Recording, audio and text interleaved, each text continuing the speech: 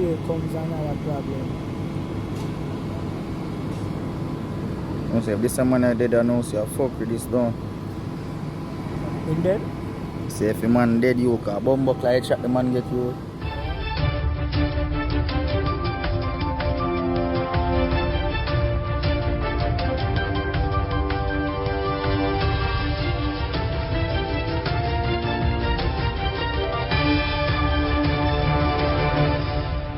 Welcome back to MyView TV, the people's platform, the home of undiluted news, reviews, updates, and your daily dose of entertainment. Don't forget to hit the notification bell, leave us a comment, like, share, and subscribe. I don't bring nobody forward in your cheer for me. Everything what you see up my natural talent. Let me tell you something. You see, when you know what to please the audience with, it's simple, me. What go on, my people? Hope everybody okay. Hope everybody alright. Right over the ghetto, me gone now. I have my money, so I pay me toll. Me now be like the police, them and say me now pay me toll. Me go right over there, go to the news. Chadden Harris, the 21-year-old man who raped and terrorized women in a series of incidents in Port Mercy and Ketching, has pleaded guilty to another sexual attack. Last week, Harris, who was a gym instructor, appeared before the gun court where he pled guilty to rape, illegal possession of firearm, and ammunition. He is to return to the gun court for sentencing on July 1st. In March, Harris pled guilty to various counts of sexual crime and burglary when he appeared before the St. Catherine Circuit Court. He is to be sentenced on June 24th. Harris, who was captured in 2019 but should have been dead, has so far pled guilty to 6 counts of rape, 4 counts of grievous sexual assault, 9 counts of burglary and larceny and wounding with intent after he stabbed one of his victims. Investigators report that from 2014 to 2019, Harris targeted single female by breaking into their home and sexually assault them at knife point. But this a boy I forget slapped. This a boy a waste the justice system time. Let him out. Like how we have him name now, let him out. The community angle in bangle fame. You understand? We can move on to the news now. Not a day pass, we can read the news and me not tell you say somebody dead. Watch you go on pan what go on now. A motorcyclist died on the Paradise Main Road in Westmoreland after hitting a pedestrian Wednesday morning. The deceased has been identified as 67-year-old Gilfford Ricketts, a laborer of Smithfield in Westmoreland. Report that Mr. Ricketts hit the pedestrian after she stepped into the path of the motorcycle. Mr. Ricketts was flung from the vehicle. Yes, people, he get fling off fine bike. Both persons sustained injuries and were taken to the hospital. Ricketts was pronounced dead. Him go up the go dead. You understand? Right up them go dead. And speaking of dead, then kill one taximan too. You understand? Here comes another problem. You say if this man are dead, I know say fuck with this down. In dead? Say if the man dead, you can bomb buck like shot the man get you.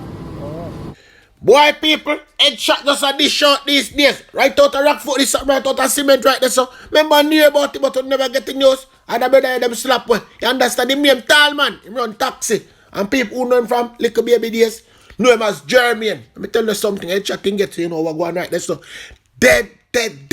Right on the spot. Yes, people, right on the spot. Him dead. Watch him come over on the news, yeah? I go back over the ghetto.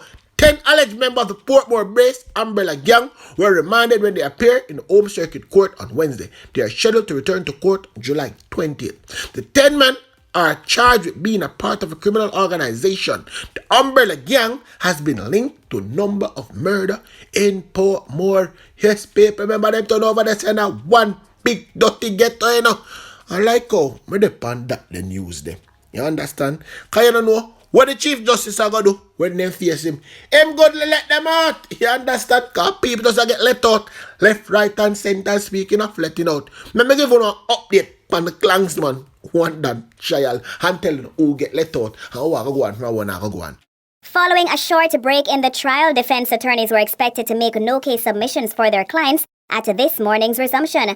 But when the trial resumed at 10, the prosecution rose to explain that after a careful review, it found it had insufficient evidence to mount a case against 4 of the accused. They were charged with several offenses, including being members of a criminal organization, conspiracy to murder, and arson. Presiding Judge Chief Justice Brian Sykes told the 4 they were free to leave. The police released them from the dock. As this happened, the men and other accused clapped their hands while noticeably trying to be silent. There were also hushed cheers as some of them warned others to be quiet.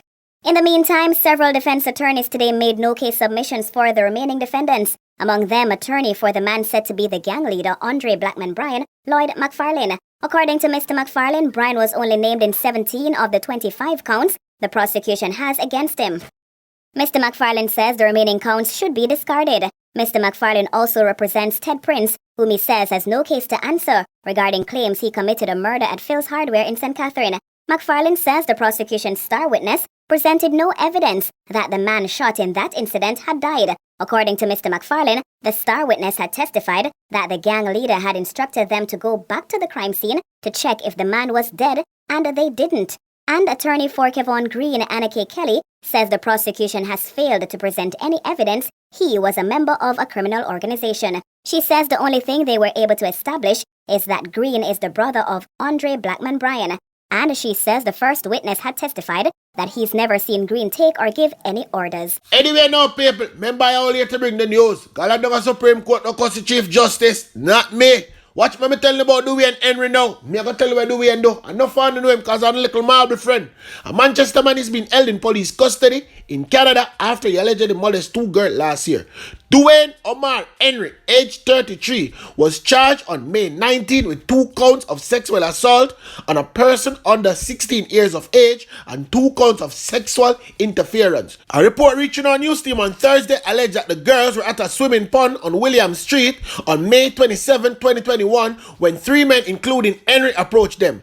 While 2 of them swam in the water, the 3rd man allegedly molested 2 girls. Following an year-long probe, Henry was arrested and charged. So from Henry, where them arrested and charged in Canada, to the NCAO lecturer, yes, Mr. McLean, all sound know him because I'm the favorite lecturer.